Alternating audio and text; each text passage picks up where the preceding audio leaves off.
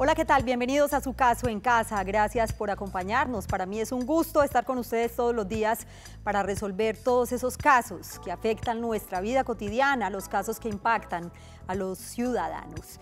Y el tema de hoy, pues como todos los días, también es muy interesante y toca con los pequeños comerciantes. Ustedes, por ejemplo, algunos de ustedes tienen tiendas en los barrios o tienen peluquerías o esos pequeños negocios. Pues quiero contarles que hoy en Su Caso en Casa vamos a hablar del monotributo. El monotributo es un nuevo impuesto que se creó con la nueva reforma tributaria y que precisamente va orientado a los pequeños comerciantes. Este impuesto además es opcional. Las personas que de pronto tenían que inscribirse para este impuesto tenían plazo hasta el 31 de mayo. Hoy vamos a hablar de este tema. ¿Qué pasa con los que no se inscribieron? ¿Será que lo pueden hacer más adelante o existirán algunas sanciones? Todas las dudas las vamos a resolver hoy en el programa a través de nuestras líneas telefónicas 232-4604. Esta línea es local para Medellín y el área metropolitana. Y también tenemos una línea de larga distancia gratuita además para quienes nos acompañan en los 125 municipios de Antioquia y también en muchas ciudades de Colombia. 018.000 51 50 15. Y en relación con el tema del monotributo, pues quiero contarles lo siguiente para que nos pongamos un poquito en contexto y puedan participar a través de nuestras líneas y en redes sociales, por supuesto. El monotributo es un tributo opcional, como les decía ahorita, de determinación integral, de causación anual y que sustituye al impuesto de renta y complementarios para las personas naturales que decidan acogerse de manera voluntaria. Además, también se los mencionaba, siempre que cumplan con los requisitos de ley. Están las líneas telefónicas, también están nuestras redes sociales para que interactúen con nosotros y con nuestro invitado. En Twitter, numeral Su Caso en Casa, @Teleantioquia, y en Facebook, canal Teleantioquia. Pónganse cómodos, quédense con nosotros durante esta media hora, porque su caso también puede estar en casa. Bienvenidos.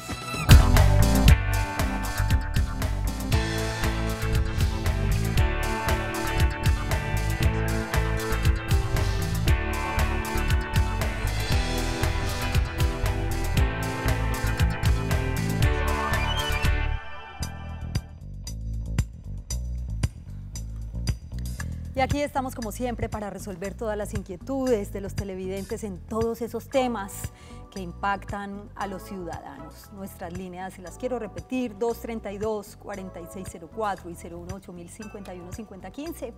Es muy importante que ustedes aprovechen este espacio para que solucionen todas esas dudas, en especial del tema de hoy acerca del monotributo, que es un nuevo impuesto que se creó con la nueva reforma tributaria. Y para dar respuesta a todas sus inquietudes nos acompaña el doctor Wilmar Campo Balbín. Él es contador público, magíster en tributación, además es especialista en revisoría fiscal y gestión tributaria y, por supuesto, docente universitario. Con el doctor Wilmar pues aprendemos en esta clase de los jueves. Gracias por acompañarnos y bienvenido. Muchas gracias, Yasmín, nuevamente por la invitación. Pues de verdad que es un placer estar acá en el programa contigo, con los televidentes, digamos, haciendo una pedagogía un poco social de estos impuestos que son tan importantes y pues que están presentes en nuestra cotidianidad. En programas pasados hemos tocado un poquito el tema del monotributo, pero muy por encimita, muy someramente, y hoy precisamente vamos a entrar en detalle acerca de este nuevo impuesto. ¿De qué se trata, doctor Wilmar? ¿Y cómo surge este impuesto? Sí, Yasmín, como lo dijiste en la presentación muy acertadamente, se trata de un impuesto que es de carácter opcional, es decir, no es obligatorio estar, digamos, en calidad de sujeto pasivo de este impuesto, y es dirigido básicamente, Yasmín, a las personas naturales comerciantes, los pequeños comerciantes que realmente pues tienen bajos ingresos.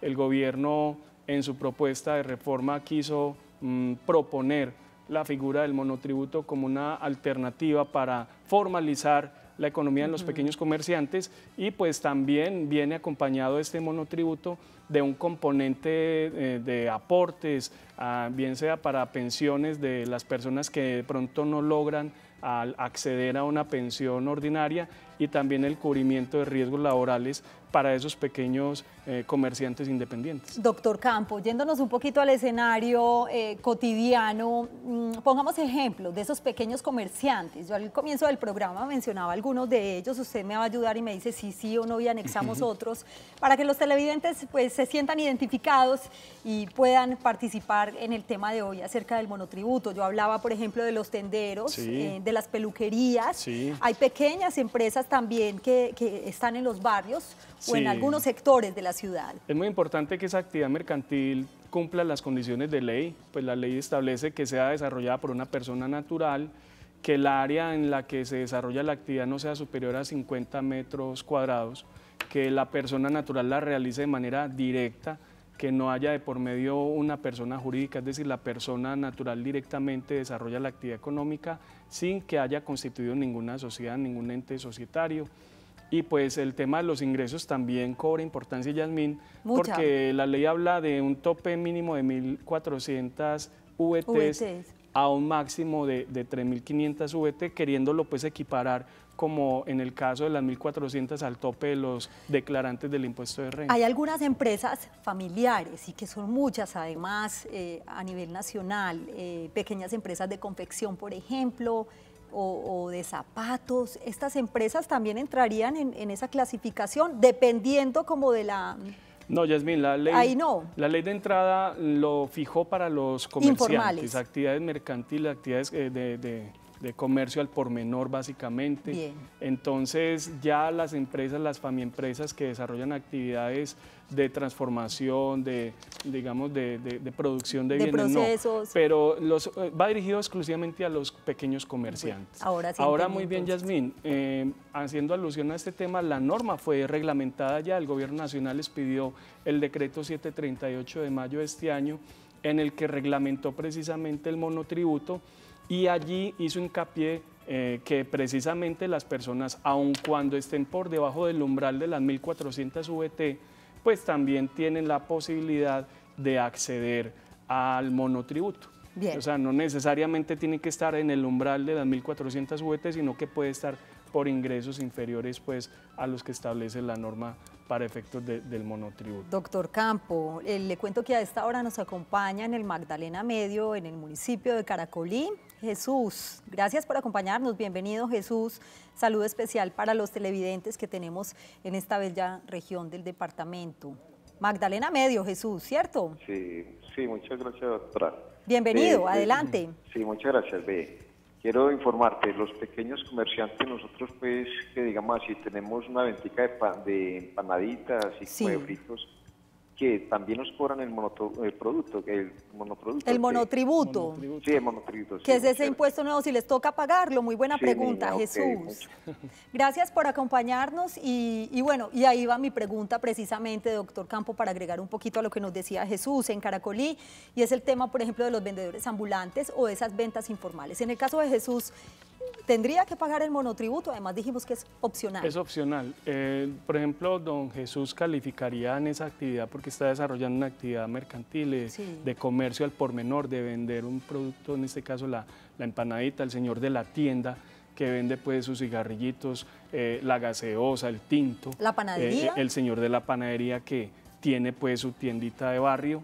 Es importante señalar ese tope de ingresos, Yasmín, porque efectivamente si se supera el tope de las 3.500 VT, pues ya estaríamos por fuera pues, de la condición, ¿cierto? De las 3.500 VT que nos habla la norma para efectos de pertenecer al monotributo. Si miramos el dato, por ejemplo, para este año 2017 serían 111.506.000 pesos el tope máximo de ingresos brutos, ordinarios y extraordinarios que podría tener la persona para estar dentro del monotributo.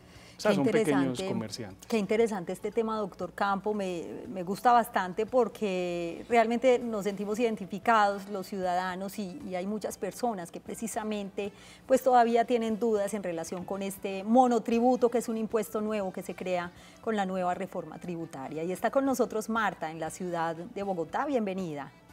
Sí, buenas noches. La escuchamos, Marta, gracias por acompañarnos. Muchas gracias.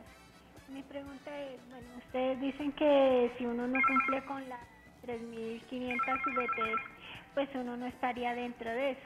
Si una persona no tiene esos requisitos, una persona tiene un establecimiento de una papelería hasta ahora, no entraría dentro de ese monotributo. Alcanzamos a escuchar bien la pregunta, doctor Campo, porque tuvimos ahí de pronto un inconveniente en escucharla, Marta. Nos repite nuevamente, sí. Muy breve, gracias. Sí, sí. Si yo no cumplo ninguna de las condiciones, apenas está el negocio andando, apenas se inauguró, sí. Yo tengo que inscribirme obligatoriamente a ese monotributo. ¿Y el negocio es de qué, perdón? De papelería. Papelería. Muy bien, Marta, gracias. Por compartir su caso con nosotros.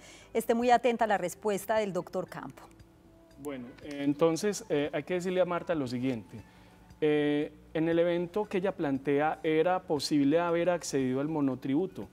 El plazo que fijó el decreto 738 del que hablamos hace un momento se venció el 31 de mayo para las personas sí. que voluntariamente quisieran registrarse en el monotributo. Valga la aclaración, bien, voluntariamente. Voluntariamente. ¿Qué pasa en ese caso con Marta? Pues ya para este año no le daría para estar inscrita en el monotributo. Los que se inscribieron voluntariamente hasta el 31 de mayo tendrán que presentar una declaración anual del monotributo en el próximo mes de enero del año 2018.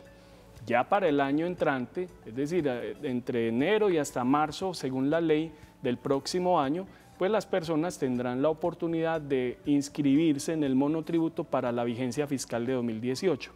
Por lo pronto, y en el caso de Marta y los demás, que sean pequeños comerciantes que pues ya no tuvieron la opción de inscribirse en el monotributo. Porque pues, ya se venció el plazo. Ya se venció el plazo de inscripción, ya tendrían entonces que determinar su condición de declarantes con relación a este año 2017, una vez finalice el año, y pues tendrían que ubicarse en aquellas, lo que hablábamos en su momento, las cédulas de sí. la renta correspondiente pues al desarrollo de esta actividad mercantiles. Bien, para quienes acaban de llegar a sus pantallas, hoy en su caso en casa estamos hablando del monotributo, que es un impuesto para pequeños comerciantes. Este impuesto es opcional, es voluntario. Nuestras líneas telefónicas continúan abiertas para que ustedes participen con sus preguntas en el 232-4604 y 018-051-5015. Es muy importante que ustedes aprovechen de este espacio que es de ustedes además. Doctor Campo, volviendo al tema del monotributo y como íbamos pues en el orden de ideas, si una persona natural se acoge de manera voluntaria al monotributo, queda exonerada de presentar declaración de renta y de pagar el impuesto de renta. Sí, Yasmín, esta es una condición que trajo la norma. Sí. Las personas que adhieran al monotributo pues no tienen la obligación de presentar su declaración de renta, quedan exonerados de esa responsabilidad y pues precisamente el monotributo reemplazaría para todos los efectos esa declaración de renta. ¿Qué relación existe entre el programa social de ahorro voluntario para la vejez? Los beneficios BEPS. Los BEPS, sí, y el monotributo, beneficios BEPS. Sí, Yasmín, precisamente la ley incorporó la posibilidad de que la persona que estuviera en el monotributo hiciera sus aportes en este fuente de beneficios económicos periódicos para tratar de acceder de alguna manera a una pensión dada sus precarias condiciones de ingreso, pero en esa medida pues la ventaja que va a tener el monotributo es que la persona allí podrá hacer un ahorro destinado precisamente en una parte a suplir o a cumplir el ahorro en estos beneficios económicos periódicos que le va a representar a futuro a esta persona la posibilidad de acceder a una situación similar a una pensión dadas sus condiciones económicas. Muy bien, si alguien no se inscribió en el monotributo en este año 2017, o bueno, no hablemos solamente de este año, sino que no está interesado, simplemente no lo va a hacer, ¿podría pasar algo con estas personas, con estos pequeños comerciantes, alguna sanción? No, Yasmín, por el contrario, la sanción iría más bien es en las personas que se inscribieron en el monotributo y pues no cumplen con los requisitos para estarlo. Porque fíjese usted el caso, por ejemplo, de un pequeño comerciante que creyó cumplir las condiciones de estar en el monotributo, se inscribió, hizo su declaración, pero finalmente la autoridad tributaria le oficia informándole que pues no es procedente su inscripción y si la persona creyó que con la inscripción y la declaración del monotributo supliría su condición o su responsabilidad de presentar declaración de renta, pues ya tendría un problema, por ejemplo, en materia de la declaración de renta, porque sería un omiso, no tendría no habría cumplido el deber y en ese caso tendría que pues acceder a cumplir con esa responsabilidad, corrigiendo y presentando las sanciones, en este caso, de extemporaneidad que haya lugar. Señoras y señores, pues seguramente la palabra puede sonar un poco nueva para ustedes y también para mí, lo del monotributo, y es que resulta que es un impuesto nuevo que se creó con la reforma tributaria y que va orientado precisamente a los pequeños comerciantes. Si ustedes se sienten identificados, pues aprovechen este espacio y resuelvan todas esas dudas que tienen, si tienen que pagar este monotributo o cuáles serían los requisitos, por ejemplo, si se tienen que inscribir y dónde lo tienen que hacer o de qué manera lo tendrían que hacer. 232-4604 y 018-051-5015. Hablemos del monotributo y el RUT. Doctor Campo, ¿existe alguna relación entre ambos? Claro que sí, Yasmín. Recordemos que el RUT, el Registro Único Tributario, es el documento idóneo utilizado por la Administración de Impuestos para identificar, ubicar y clasificar a los que tienen alguna responsabilidad en materia impositiva, en materia aduanera o cambiaria. Entonces, la persona natural que acceda a las condiciones de pertenecer al monotributo y se inscriba en él, pues lo primero que tiene que hacer, y si no lo ha hecho, es obtener el RUT. Sí. El RUT se obtiene directamente en la DIAN y mediante el RUT le asignan el NIT, que es el número de identificación tributaria, algo similar a la cédula, el código con el cual se la va a identificar para efectos tributarios ante la DIAN. Entonces es muy importante que la persona natural previamente se acerque, obtenga su RUT y en el RUT actualice la responsabilidad como sujeto pasivo del monotributo. Muy bien. El tema de hoy en su caso, en casa, el monotributo, quiénes deben pagarlo, y siguen las preguntas, no solamente de ustedes. Yo también tengo una inquietud o varias inquietudes por acá, doctor Campo, para que las pensemos antes de ir a la pausa. Ya dijimos qué pasa con las personas que no alcanzaron a inscribirse, por ejemplo, en el monotributo por el año actual, qué podría pasar o qué deben hacer para el año siguiente. ¿Cada cuánto, además, se debe declarar el monotributo? Estas preguntas quedan pendientes, hacemos una breve pausa. En su caso, en casa, continúen con nosotros. Nuestras líneas telefónicas 232-4604 y 018-051-5015. Volvemos.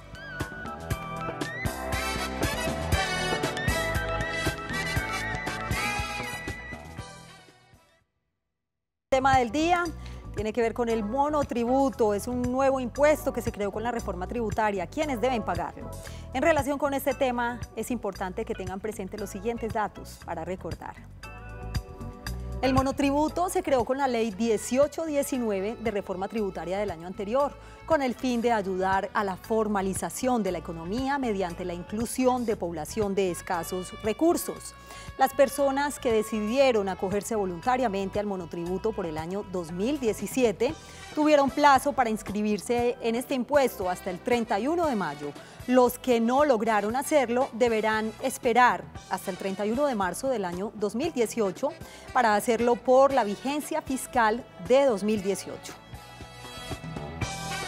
Las personas naturales que pueden acceder al monotributo deben cumplir los requisitos de ley, que en el año gravable sus ingresos brutos fuesen superiores a 1.400 VT, lo decía ahorita el doctor Campo, e inferiores a 3.500 VT, el equivalente a 44.603.000 pesos y 111.507.000 pesos respectivamente. La declaración del monotributo será anual y el pago se hará de manera simultánea con la presentación de la declaración en los plazos que señale la DIAN. El pago del monotributo incluirá un componente a título del impuesto como tal, en reemplazo del impuesto de renta, uno por el componente del pago BEPS, que lo mencionábamos también ahorita, o por el componente de monotributo riesgos laborales, de acuerdo con lo reglamentado por el decreto 738 del año 2017. La DIAN será la entidad encargada de fiscalizar este nuevo impuesto, que precisamente incluyó un nuevo libro dentro del Estatuto Tributario. Se trata del libro octavo del monotributo. Nosotros continuamos en su caso en casa y las líneas, por supuesto, continúan abiertas para que ustedes participen en el 232-4604 y 018-051-5015 con el tema del día que tiene que ver con el monotributo. Doctor Campo, ¿cada cuánto se debe entonces declarar el monotributo? Sí, Yasmín, el monotributo se debe declarar de manera anual. Como decíamos, el decreto 738 reglamentario del monotributo estableció precisamente que hasta el 31 de enero del año 2018 será el plazo para las personas naturales que se acogieron al monotributo presentar su declaración. Déjame decir un poco algo, Yasmín, con relación a lo que tú acabas ahora, con relación al incumplimiento de pronto de pertenecer al monotributo. Si la persona natural, por ejemplo, incumple en sus pagos, también puede ser expulsada del sistema del monotributo. O si la persona natural, por su situación económica, pasó del régimen simplificado al régimen común del IVA porque dejó de cumplir los requisitos para pertenecer al régimen simplificado, entonces inmediatamente también debe abandonar el monotributo, y en cualquiera de estas circunstancias es menester actualizar el registro único tributario, dado que pues, es allí donde se debe consignar el perfil tributario actualizado de las personas naturales y jurídicas, en este caso las naturales que están en el monotributo. Claro. Y a esta hora saludamos a María, que se encuentra en el municipio de Río Negro. Bienvenida, María. Buenas noches, ¿cómo están? Muy bien, gracias. Qué alegría escucharla. Ay, ¿Y cuál es su gracias. inquietud? Vea, lo que pasa es que yo tengo una pregunta. Por ejemplo, si uno tiene una microempresa... Sí, señora, la escuchamos. Si uno tiene una microempresa y si tiene, por decir algo... María, discúlpeme, por favor. María, ¿me escucha? Sí. Lo que pasa es que se interrumpió un poquito la comunicación. Nos repite de nuevo la pregunta, si es tan amable. Si uno tiene una microempresa y tiene, por decir algo, 10 trabajadores y es una de empanadas, ¿eso incluiría en el monotributo o no? Muy buena pregunta, María. Gracias por acompañarnos a esta hora en su caso en casa. Vamos a ver qué le dice el doctor Campo.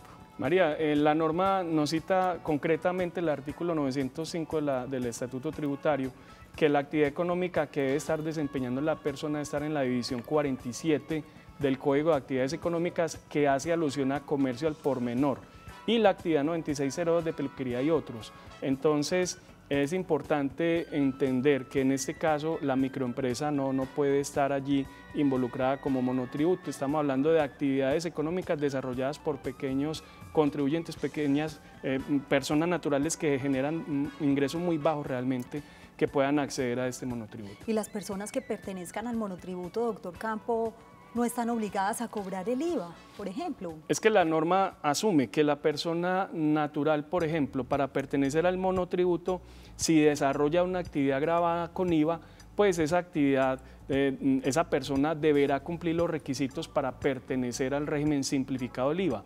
Y el que está en el régimen simplificado del IVA, la ley precisamente le prohíbe cobrar IVA. O sea, la persona del régimen simplificado está inscrito en el régimen simplificado del IVA, desarrolla una actividad gravada, pero la ley la exonera de la responsabilidad de cobrar el IVA, de declararlo, pagarlo. Entonces, es factible entonces una persona natural comerciante pueda tener actividades gravadas con IVA, pero la ley le pide que esté cumpliendo los requisitos para pertenecer al régimen simplificado del IVA. Ahora, las personas naturales que pertenecen al monotributo están sujetas a retención en la fuente por impuesto de renta. Sí, Yasmín, es importante esa pregunta porque precisamente hay una condición especial. En condiciones normales, digamos que estarían exoneradas de retención en la fuente únicamente cuando esos pagos que reciben se hacen a través de los sistemas de tarjetas débito o crédito. Entonces es importante entender eso, que en los demás casos sí estarían sometidos a retención en la fuente. O sea que de alguna manera lo que pretende el legislador en este caso es acercar el tema del monotributo al tema de la bancarización, que será objeto pues de un tema que tocaremos próximamente. Por supuesto, esta clase se fue rápido, doctor Campo, gracias por acompañarnos. Él representa la firma Ochoa y Asociados, el teléfono es 266-6474. Este viernes estaré hablando de pensiones para que ustedes estén muy atentos y resuelvan todas sus inquietudes en este tema. Gracias por su compañía, feliz noche y feliz día para quienes nos acompañan en las mañanas. Chao.